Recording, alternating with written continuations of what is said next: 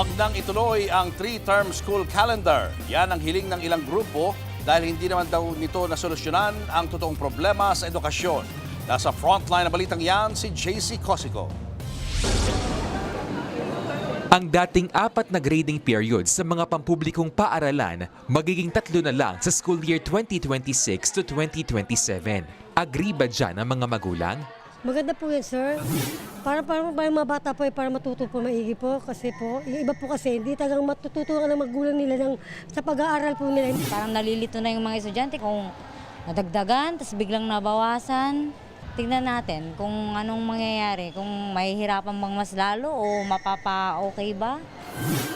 Sa ilalim ng 3 grading system na inaprobahan ni Pangulong Bongbong Marcos, June hanggang September ang first grading period, September hanggang December ang second grading period at January hanggang March ang third grading period.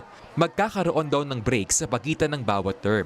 Layo ng bagong polisiya ang tuloy-tuloy na pag-aaral ng mga estudyante sa kabila ng class suspensions dahil sa mga kalamidad gaya ng bagyo at iba pang national event. Sang-ayon dyan ang DepEd dahil sagot ito sa problema ng nababawasang school day sa lumang sistema ng school calendar. Ayon naman sa ilang grupo, malaking adjustment na kailangan nilang gawin para sa 3 grading period, partikular sa paghahanda ng lesson plan. Ngarag kami nito kung paano namin tatanggapin yung bagong polisiya na kailangan naming sundin. May mga forms na kailangang gawin na naman. Dati kasi nakadivide siya into 4. Pagkatapos ngayon, magiging 3 na lang. So, bago na naman yung gagawin ni teachers.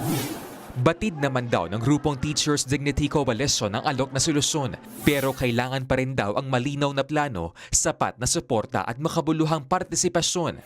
Giit naman ng grupong Alliance of Concerned Teachers, hindi nito nasolusyonan ang totoong problema sa edukasyon, gaya ng kulang ng mga classroom at mababang sahod ng mga guro at iba pa.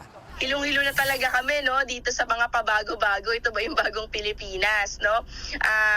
Pero naman dapat unahin yung mga basic na kailangang punan sa eskwela. Hiling pa nila sa DepEd, wag nang ituloy ang 3-term school calendar.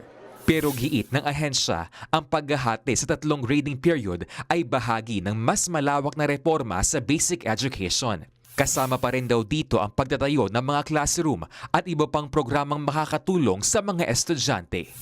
Nagbabalita mula sa Frontline, JC Cosico, News 5.